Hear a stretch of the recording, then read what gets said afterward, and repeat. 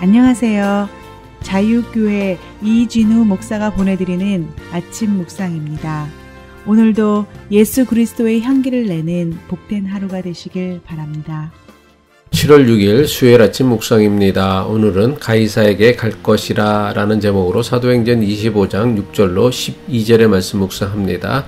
베스도가 그들 가운데서 8일 혹은 10일을 지낸 후 가이사라로 내려가서 이튿날 재판자리에 앉고 바울을 데려오라 명하니 그가 나오매 예루살렘에서 내려온 유대인들이 둘러서서 여러가지 중대한 사건으로 고발하되 능히 증거를 대지 못한지라. 바울이 변명하여 이르되 유대인의 율법이나 성전이나 가이사에게나 내가 도무지 죄를 범하지 아니하였노라 하니 베스도가 유대인의 마음을 얻고자 하여 바울더러 묻되 내가 예루살렘에 올라가서 이 사건에 대하여 내 앞에서 신문을 받으려느냐. 바울이 이르되 내가 가이사의 재판자리 앞에 섰으니 마땅히 거기서 신문을 받을 것이라. 당신도 잘 아시는 바와 같이 내가 유대인들에게 불의를 행한 일이 없나이다.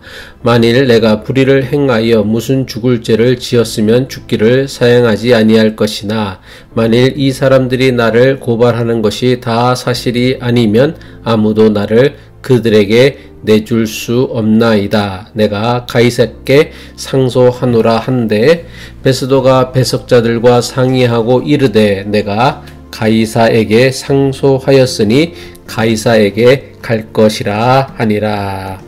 오늘도 말씀 묵상을 통해 복음의 증인으로 살아가시는 복된 하루 되시길 바라며 수요일 아침 묵상 시작합니다.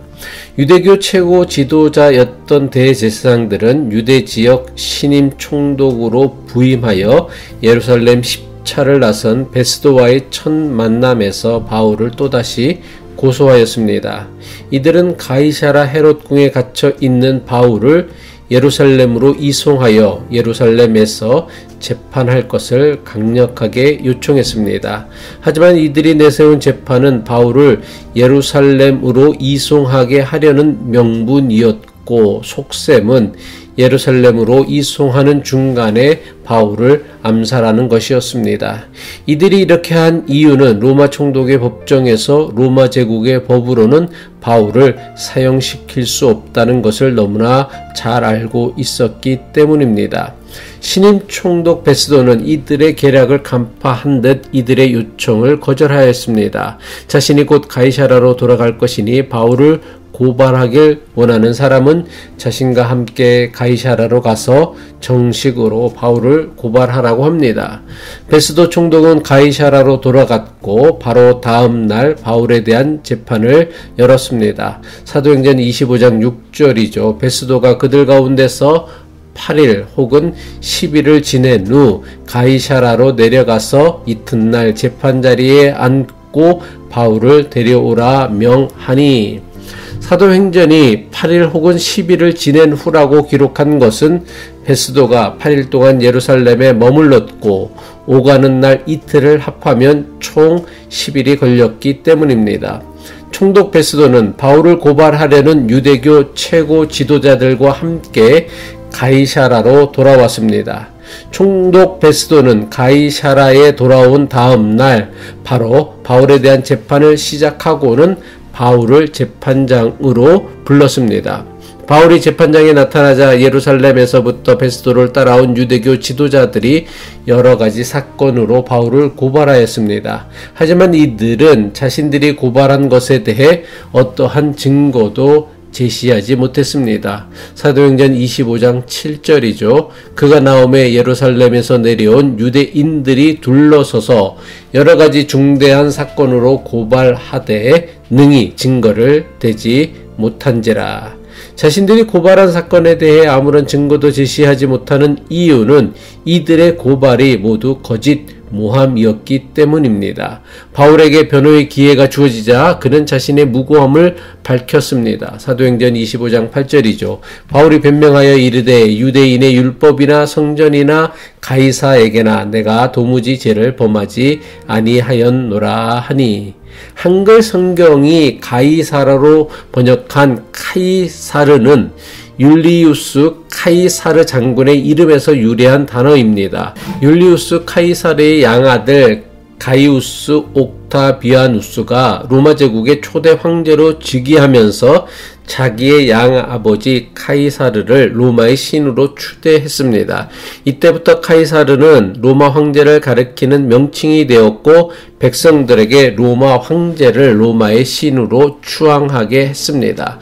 바울은 유대인의 율법에 대해서도 죄를 짓지 않았고 성전에 대해서도 죄를 짓지 않았으며 로마 황제인 가이사에 대해서는 더더욱 죄를 짓지 않았다고 했습니다. 바울의 자기 변호를 들은 베스도 총독은 그에게 죄가 없음을 알았습니다. 하지만 자신을 따라온 유대교 최고 지도자들을 무시할 수는 없었습니다.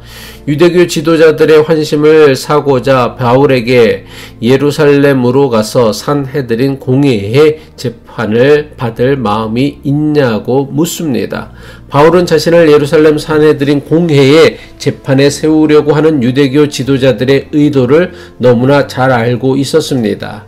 정식 재판으로는 도저히 자신을 처형할 수 없다는 것을 아는 유대교 지도자들이 2년 전처럼 자신을 암살하려는 속셈을 바울은 간파하고 있었습니다. 그렇다고 마냥 가이사라에만 머물러 있을 수 없다고 여긴 바울은 자신에 대한 재판을 로마 황제에게 상소한다고 합니다. 사도행전 25장 11절의 말씀이죠. 만일 내가 불의를 행하여 무슨 죽을 죄를 지었으면 죽기를 사행하지 아니할 것이나 만일 이 사람들이 나를 고발하는 것이 다 사실이 아니면 아무도 나를 그들에게 내어줄 수 없나이다. 내가 가이사께 상소하노라 한데. 바울이 로마 황제에게 상소한 이유는 재판이 목적이었다기보다는 로마로 가기 위함이 진짜 이유였습니다. 산헤드린 공회의 재판이 아니라 로마 황제에게 상소하겠다는 바울의 말에 총독 베스도는 바울의 상소를 받아들였습니다.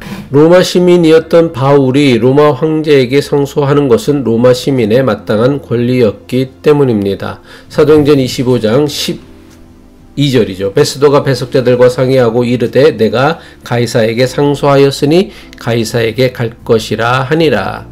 베스도가 바울의 상소를 받아들였다는 것은 그가 마침내 로마에 갈 수 있는 길이 열리게 된 것입니다. 그리고 로마 황제에게 상소하였다는 것은 그가 로마 제국 군인들의 호의를 받으며 로마까지 가게 되었음을 의미합니다. 로마 황제에게 상소한 피고인은 황제의 법정에 서기까지 로마 제국이 보호해야 했기 때문입니다. 가이사라에서 로마까지의 거리는 1400마일이나 되는 먼 거리였습니다. 유대인 암살단에 암살 위협에 놓여 있던 바울로서는 로마 제국 군인들의 호의를 받으며 이동하는 것보다 더 안전한 길은 없었습니다. 바울이 예루살렘에 왔을 때부터 유대인들은 40여 명으로 이루어진 암살단을 만들어 바울을 죽이려고 했습니다. 바울이 총독의 법정에서 무죄로 석방되기만 해도 바울은 즉각 암살단에 의해 죽임을 당하고 말았을 것입니다. 바울이 가이사라에서 1400마일이나 떨어진 로마에 가는 가장 안전한 방법은 로마 군인의 보호를 받으며 가는 것이었습니다. 평범한 로마 시민에 불과했던 바울이 로마 군인의 호의를 받으며 로마로 갈 수 있는 유일한 방법은 로마 황제에게 상소하는 것이었습니다. 결국 바울이 헤롯궁에서 갇혀 지내야 했던 2년은 허송세월이 아니었습니다. 로마 황제에게 상소할 수 있는 기회를 얻는데 꼭 필요한 시간이었던 것입니다. 기도하겠습니다. 부당하고 불의한 일조차 합력하여 하나님의 뜻을 이루어가는 바울에게 벌어진 일련의 사건들을 통하여 하나님의 때를 기다리는 인내의 믿음을 배우게 하옵소서. 우리의 조급함과 성급함이 하나님의 뜻을 망치는 일이 일어나지 않도록 인내하는 믿음을 훈련하게 하옵소서. 예수 그리스도의 이름으로 기도드립니다.